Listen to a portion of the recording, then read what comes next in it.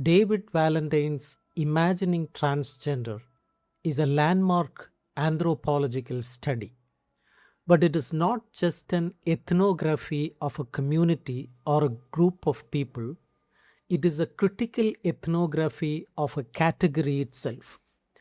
Valentine spent 18 months doing fieldwork in New York City during the late 1990s.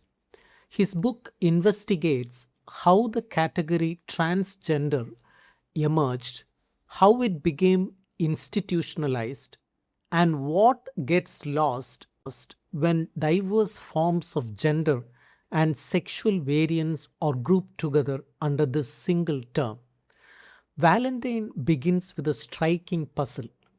In a support group for transgender identified people with HIV in Manhattan, most participants were poor, black, and Latina male to feminine individuals. They routinely called themselves girls, women, or gay, but they never used the term transgender to describe themselves. But social service providers, activists, and even Valentine himself had mapped them into a transgender community. This contradiction is the foundation of Valentine's inquiry. How does a category like transgender become a powerful tool for social justice activism while simultaneously failing to capture the lived realities of the very people it claims to represent? To understand the present, Valentine traces the history of how identity categories are constructed. The term transgender gained popularity as a collective umbrella term in the early 1990s. It evolved from earlier terms like transgenderist, which was used in the 1970s to describe people living full time in a non assigned gender without undergoing surgery. The institutionalization of transgender relies on a fundamental distinction: the separation of gender identity from sexual orientation. In modern Western social science, law, and activism, gender identity, who you are as a man, woman, or transgender person, is understood to be completely distinct from sexual desire, who you desire as a gay, straight, or bisexual person. This separation has become common sense in many circles. However, Valentine demonstrates that this clean separation is historically specific. Tracing the mid 20th century formation of the gay and lesbian rights movement, he notes how early organizations like the Metashine Society actively purged gender non-conforming members, drag queens, and overt inverts. They wanted to present a respectable gender normative face to mainstream society. This taxonomic revolution sorted people into discrete boxes of homosexuality versus transvestism or transsexualism.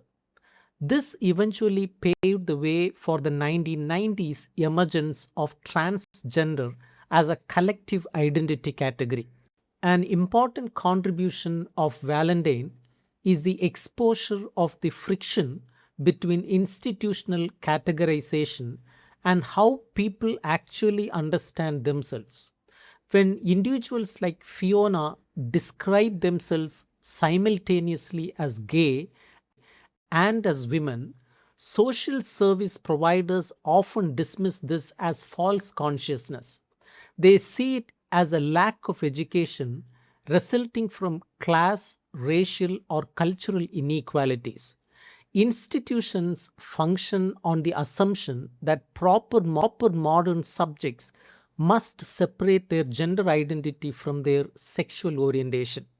This institutional insistence erases the ways in which race, poverty, and class intersect with gender and sexuality.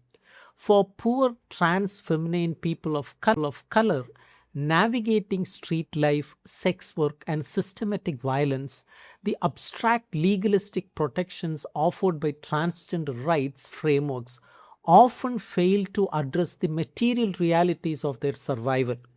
The category transgender risks flattening heterogeneous experiences into a neat, depoliticized rights bearing subject that fits state and bureaucratic recognition.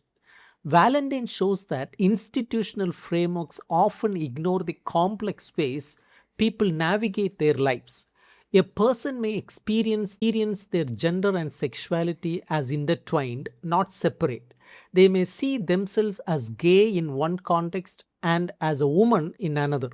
But institutions demand consistency. They demand that people fit into one box. This creates a profound disconnect between how people live and how the system sees them. Valentine extends his critique to two major institutional domains where the category transgender has taken root: activism and the academy.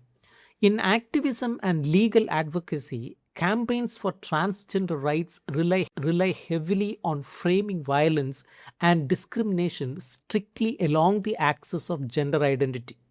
This approach has brought visibility and legal protection. But Valentine shows how it also operationalizes a calculus of pain. Individual narratives of violence must conform to specific victim profiles to garner state attention. This elides broader structural violences like poverty, racism, and housing precarity. The system only recognizes certain kinds of suffering, it ignores others. In the academy, the rapid consolidation of transgender studies as an academic field relies on library cataloging, syllabi, and literature reviews that reproduce the rigid binary between gender and sexuality. Even when individual scholars produce nuanced ethnographic work showing that gender and sexuality cannot be neatly disaggregated in non Western or marginalized local contexts, the overarching pressure of institutionalizing a new field forces these complexities into recognizable Western identity boxes. The academy, like the legal system, prefers clean categories.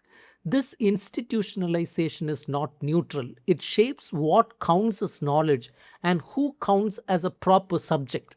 It creates hierarchies of legitimacy. Some experiences are recognized, others are dismissed as confused or pre modern. This is not just an academic problem, it has real consequences for the people who live these experiences. Valentine's Imagining Transgender is a vital cautionary tale about the politics of naming and categorization. Valentine acknowledges the immense political efficacy and community building power of the category transgender. It has helped mobilize activism, secure legal protections, and create visibility.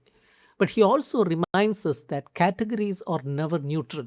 They are tools of power. They shape how we see the world and how the world sees us.